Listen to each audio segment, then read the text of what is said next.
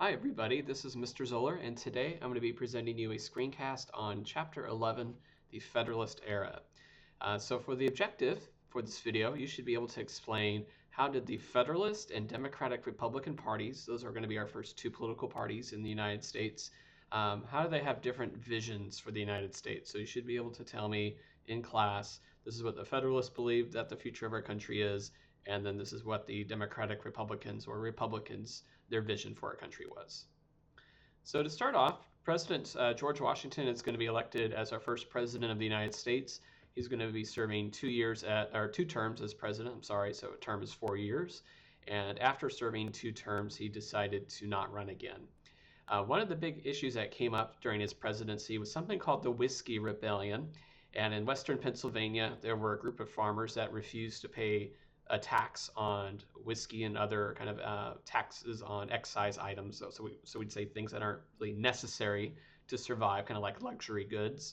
And these farmers felt that the government was after them, forcing them to pay these taxes, and it was kind of targeted against them.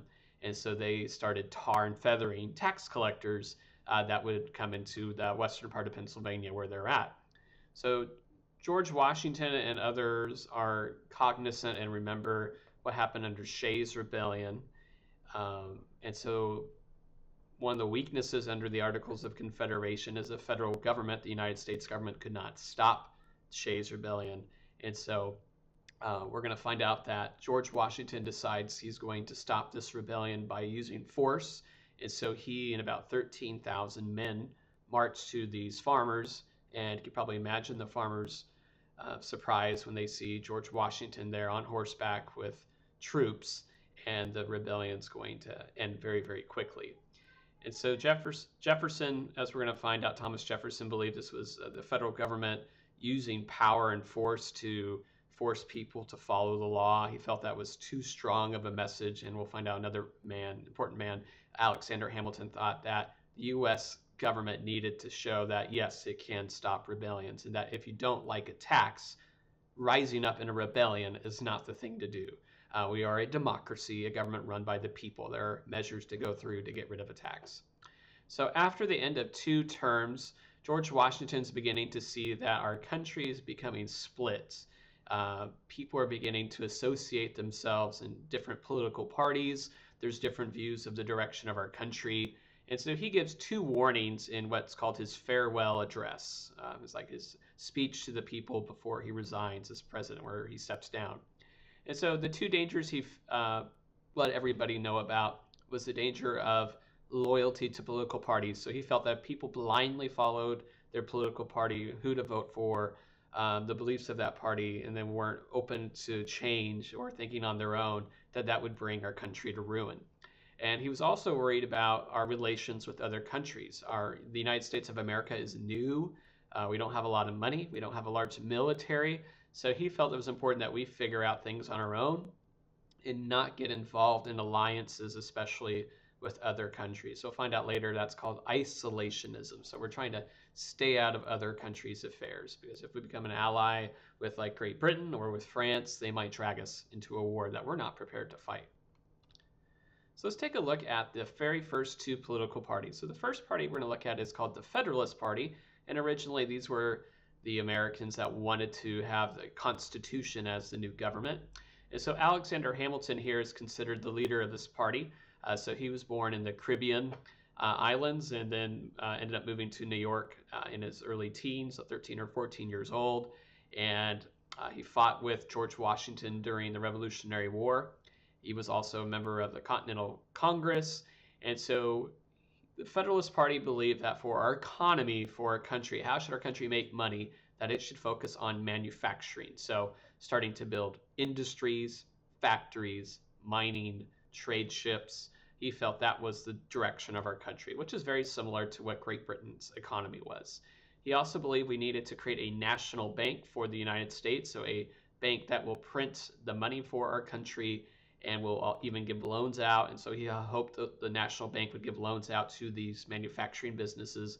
And then most of those types of businesses are located in the north, in northern states. And so that's going to be kind of the states that are more Federalist and leaning, more people there that are Federalist than the other party, Democratic-Republican. For foreign relations with the Federalist Party, their economy that we want to look like the British. So they're beginning to go through pretty soon here the Industrial Revolution, which the United States will be a part of as well a little bit later.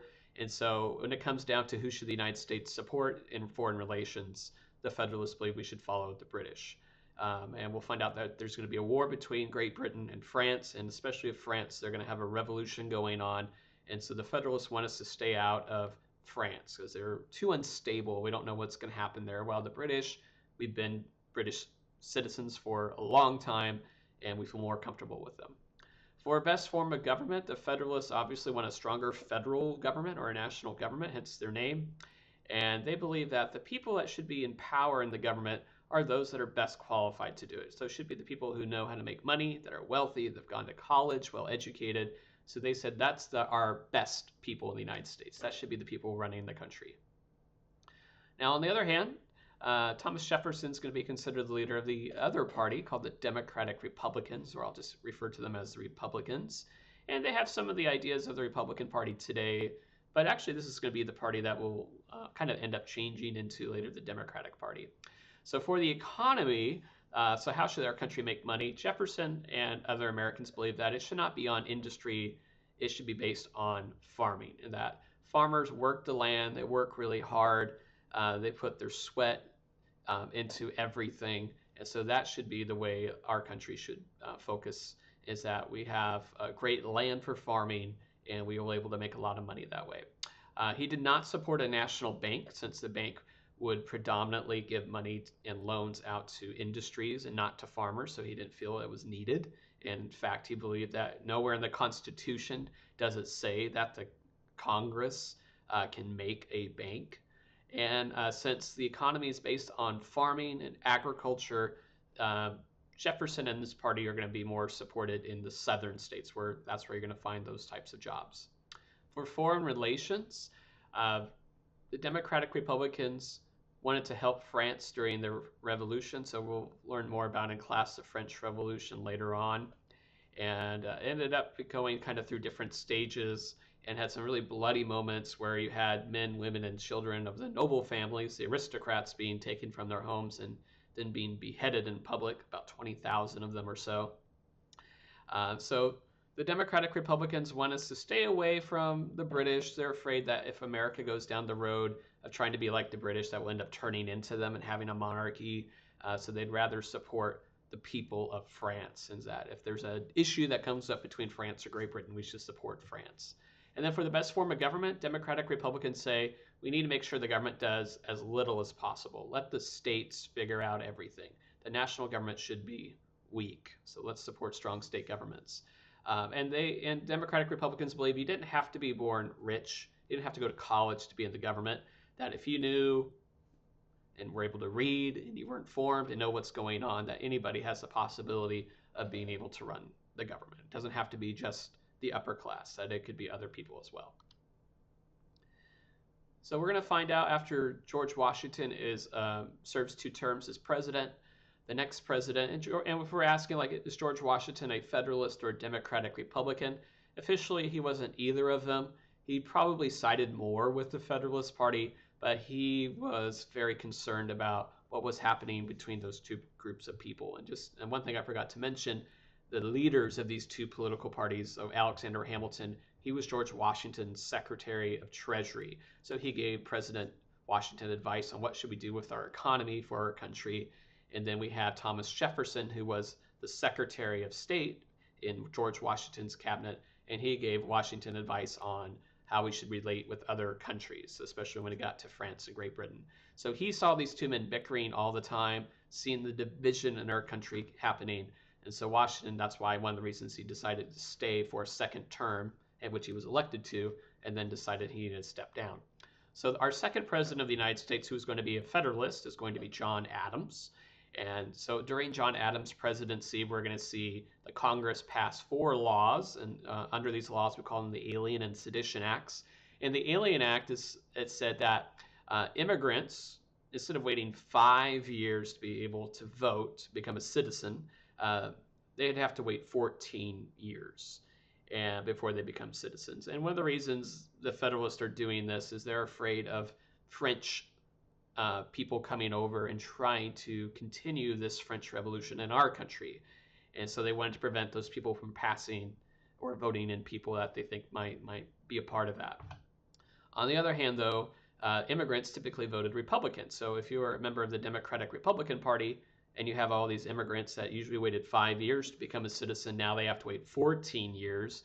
That means that you're not going to be able to have as many people potentially voting for you. So for the Democratic Republicans, they saw the Alien Act as an attack against their country by the Federalist Party, since the president is a Federalist and the Congress was majority Federalist in the House and the Senate. For the Sedition Act, the last law in this set of 4 laws, this one was definitely the most controversial. So it made it illegal for you to print or say anything negative against the government. And so we're going to have like 20 to 25 people end up being arrested under this law, all Republicans, most of them from Republican newspapers, printing negative articles against President John Adams and calling him different names and things like that. And so Democratic Republicans view this as an attack on the First Amendment. They said, no, you cannot pass a law infringing on the right to freedom of speech and freedom of the press. And so Thomas Jefferson, who is the vice president, by the way, under John Adams, disagrees with him a lot on this. So we're going to find out that Thomas Jefferson and James Madison, so Madison originally a Federalist, but now Democratic Republican, drew up a set of resolutions opposing these laws. And so they went to different states and they argued that states have the right to nullify laws passed by the U.S. government. Nullify means to reject. So they believe the federal government was not using its power correctly, was doing something that wasn't in the Constitution. That meant states did not have to follow it. And so they argue that the Sedition Acts took away people's right to First Amendment, freedom of speech and freedom of the press. So states did not have to follow any laws that did that. So that's going to be up to the states to decide if that's something to follow. So we're going to call that states' rights theory. It's a theory that the states have the power to choose what laws they want to follow and not follow if they believe those laws violate what's in the Constitution. And those are going to be very important in our class looking down the road eventually to the Civil War. So in the end, we're only going to have 2 states that actually vote in favor of this, and that's going to be Virginia and Kentucky. So we call this the Virginia-Kentucky resolutions. So none of the other states approved this, and so in the end, this debate over do states have the power to ignore laws passed by the United States government is going to go away for a while, but it's going to come back under some other presidents in the future. And then finally, I wanted to, for this chapter, to let you know about the election of 1800. So John Adams is going to run for re-election in 1800. He ends up losing, but we're going to have a tie between 2 Democratic Republicans, Aaron Burr and Thomas Jefferson. And so they're both Democratic Republicans. So in the event of a tie in the electoral vote in the Electoral College, that means the House of Representatives gets to choose from the top 3 who's going to be president and who's going to be vice president. Because how it used to be up to this election, whoever had the most electoral votes, if they had over half of them, became president, and second place became vice president. So if that was still the case today, the last election would have been President Obama, and then the vice president would have been Mitt Romney. But we changed that because of this election right here in 1800. So after 35 tied votes in the House of Representatives, Thomas Jefferson is eventually going to be elected president, and then Aaron Burr will be chosen as the vice president. So this election is important for a couple of reasons. One is that we're going from a Federalist president to a Democratic Republican, so different views on what our country is going to do. And this was all done without a rebellion, without an overthrow of the government. This was just done through voting, through the will of the people. And this was a peaceful transition from power from one party to another. And this is what happens in our country's history. And this is important because there was no bloodshed that happened with this. The other important thing that's going to happen because of this election is going to be the passage of the 12th Amendment later, which then states that the Electoral College will cast a separate ballot for president and vice president so that we don't have what happened in the election of 1800 happen again.